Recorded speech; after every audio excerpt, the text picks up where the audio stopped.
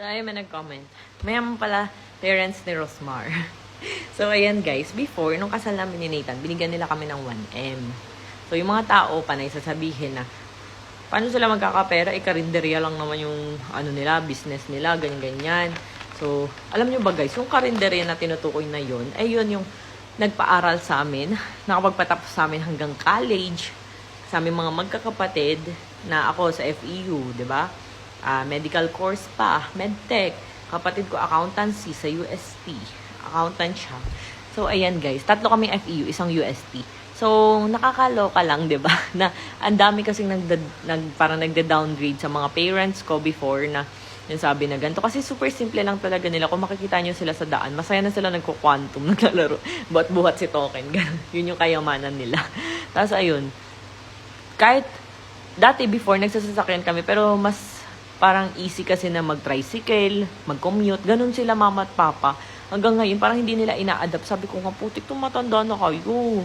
Tumatanda na kayo. Tira naman kayo sa maayos na bahay. Yung higa naman kayo sa malambot na kama. Sabi ko, kaso alam niyo yung parang ayaw nilang umalis dun sa, ano bang tawag dun? Yung parang nasanay sila dun sa lugar na dun lang sila, ganun. Na parang gusto nila simple lang. Ayun. Hindi ko alam. Tapos ayan, kung familiar kayo guys sa Madre Cacao, etong Madre Cacao, in-improve lang namin to. Pero since 2014 pa namin tong business. So naimbento ko tong Madre Cacao na to.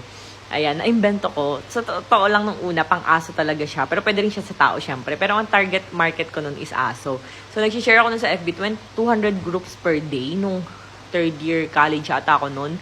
Habang nag-aaral ako, nagbebenta-benta talaga ako. So, kami yung gumawa kami ng extract, ng shampoo, cologne, powder, kung ano-ano pa. So, ako kasi magaling lang ako sa simula. Sila yung nagpatuloy, sina mama at papa.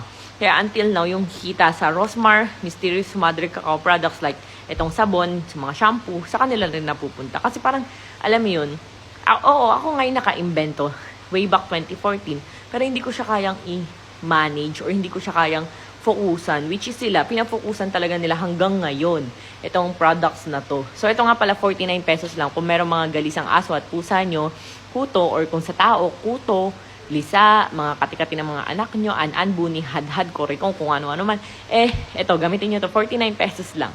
Super effective. And ito po yung kauna-unahang Mysterious Madre Cacao products. Marami na rin naggayahan, pero wala naman akong pakialam. Ganun talaga, competition, ganun.